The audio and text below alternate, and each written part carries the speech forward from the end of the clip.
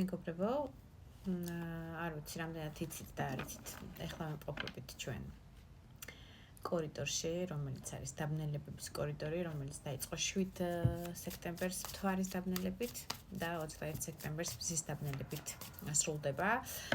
ეს პრინციპში ჩემი საქმიანობა ასტროლოგია მოყვარულის დონეზე არის და ასე თუ ისე შემიძლია რომ რაღაცეებზე დახმარება ამ ხრივ გაგიწიოთ.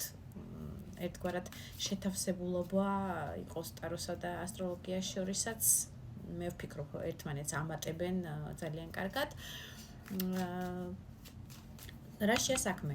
მინდა ახლა გავიგოთ რა აი ამ ორი კვირის მანძილზე, რომელიც არის 7-დან 21 სექტემბრის მანძილი, კორიდორია და ძალიან დიდი ისეთი სერიოზული გადაწყვეტილებებისგან მაქსიმალურად თავი უნდა შეიკავოთ, როგორც იცით, ალბათ გეცოდინებათ, ვისაც ასტროლოგია გაინტერესებთ ასტროლოგებისგან. მე უბრალოდ ამ გაშლაში შემოგთავაზებთ რა სრულდება ამ კორიდორით თქვენ ცხოვრებაში და რა კარები იღება.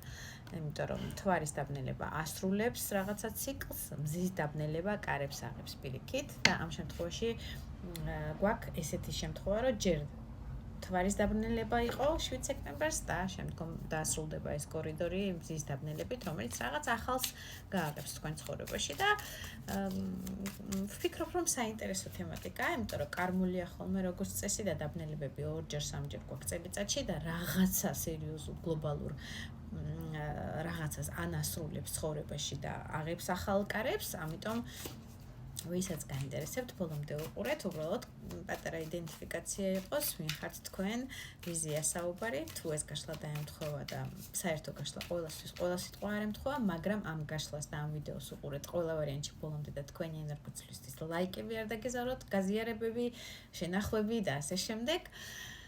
და იმიტომ რომ შეიძლება რაღაცა ინფორმაცია საჭიროს მაინც მიაგნოთ. მიხართ თქვენ რომ გავიგოთ თქვენზე რამდენად არის ეს გაშლა. როიან პინდაკი შრომელი ადამიანი ძალიან გიყვართ მუშაობა, როგორც პირდაპირ გაგებით და ფინანსების გამომუშავებას თუ ვიტყვით, ასევე კარტი არის საოცრება, აი როგორ მიყვარს ტარო.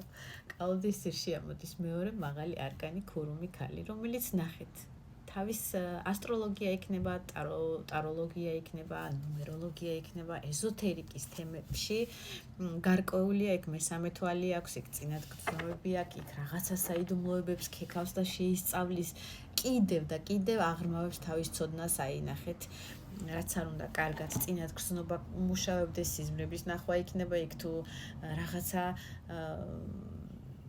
მოვლენების წინასწარ შეგრძნობადობა აი ამ ყველაფერს კიდევ და კიდევ ამყარებს და არ ჩერდება, ასე ვთქვათ, ერთ ადგილზე თავისი იმითი, იმ შეგრძნებებით და იმ მესამე თვალით იქნება თუ რითიც, რაც მას გააჩნიათ დღესდღეობით. ადამიანს უყვარს ძალიან მუშაობა ამ თემატიკაზე, განსაკუთრებით ეზოთერიკა ძალიან ხიბლავს, როგორც მინიმუმ და თუ თქვენი სპეციალობა არ არის მეორე მაღალი არკანით, ეს ყველაფერი რაც ჩამოთვალე ასტროლოგია, ფსიქოლოგია, ტაროლოგია, ძალიან განსწავლული ხართ ამ ხრივ, ანუ პროფესიონალურ დონეზე თუ არ ხართ, ისე მაინც ყოველთვის ყველაფერს აკვირდებით და სწორედ ამიტომაც გაინტერესებთ ახლა ეს გაშლა, სავარაუდოდ რომ აი რაღაცა გაინტერესებთ საქმის კურსში იყოთ, რა ხდება თქვენ ცხოვრებაში და უფრო იოლად მიიღოთ რაღაცეებზე, გააღოთ კარები თქვენ ცხოვრებაში, რაღაცეების დახუროთ და ამ ყველაფერს კარგად შეისწავლეთ, მუშაობთ.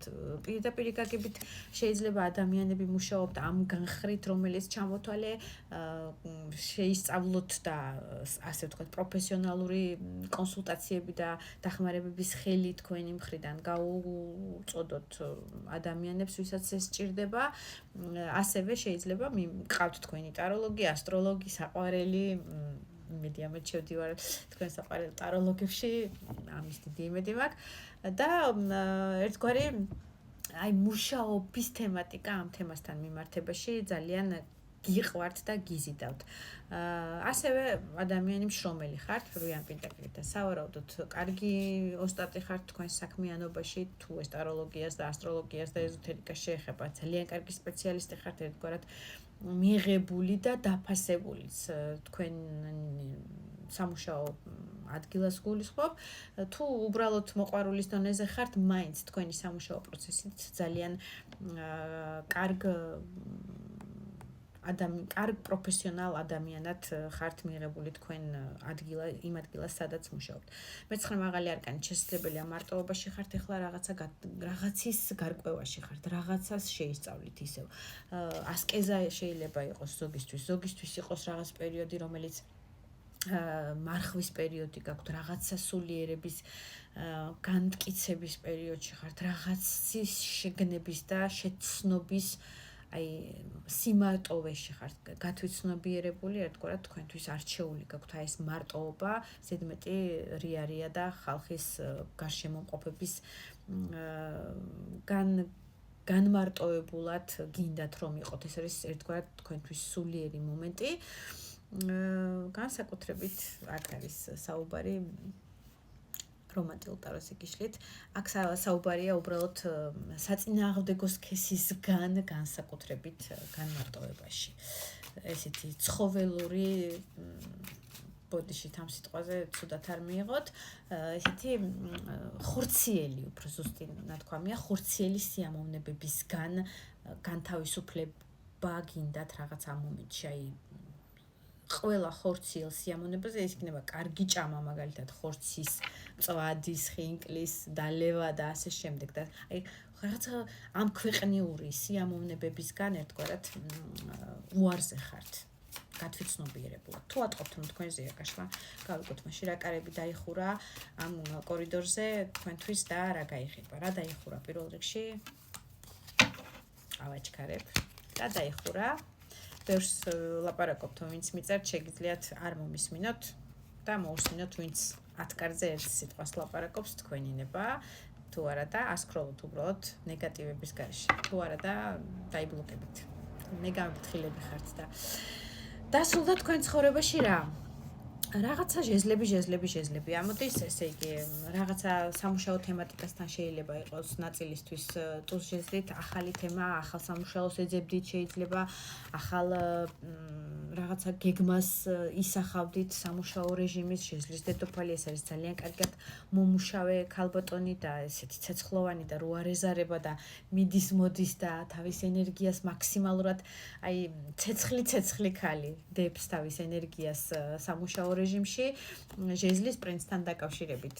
აქ საუბარია შესაძლებელია თქვენ სამუშაო რეჟიმში ვინმე თაყვანის ცემელზე, რომელიც ჟეზლის პრინცი, თქვენზე გაცილებით ნაკლებად პროფესიონალი შეიძლება იყო, ან თქვენზე ასაკით პატარა იყო, ან ვერ ქაჩავდა, მოდი ესე ვიტყვი თქვენთან ურთიერთობას და რაღაცნაირად ეს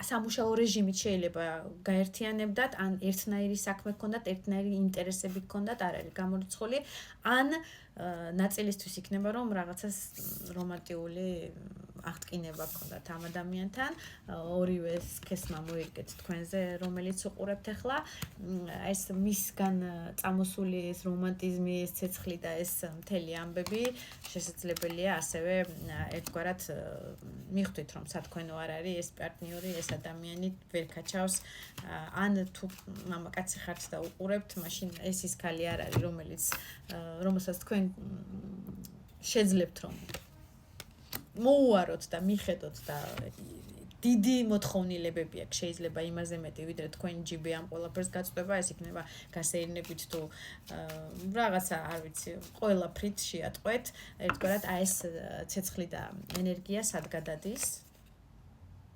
ერთი მაღალი არკანი შეიძლება სოციალურ ქსელში გადაიტანოთ ურთიერთობა, ან ერთგვარად დაშორდეს თქვენი პირდაპირი კონტაქტები და დაგრჩეთ მხოლოდ სოციალური ქსელით მიწერ-მოწერა, ისიც შეიძლება ზოგიერთებმა მიწერ-მოწერაშიც უბრალოდ თავი შეიკავოთ, მაგრამ გქონდეთ ხოლმე საშუალება ერთმანეთის ფოტო, ვიდეო, სტორებით და ასე შემდეგ დატკბეთ და განაგრძოთ ამ ვითარებაში ერთმანეთის კონტაქტი და შეცნობა.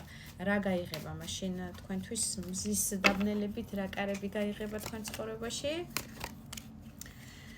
ჟეზლის პრინცი მიდის, იღება პრინცი პენტაკლისთვის, რომელიც ძალიან ნელია და ტორმოზნოი ტიპაჟია, კარები, მაგრამ მყარი ნაბიჯებით მოდის თქვენ ცხოვრებაში, რვიან თასით და თასის დედოფლით სიყვარულის და ემოციების ამბები იხსნება თქვენ ცხოვრებაში.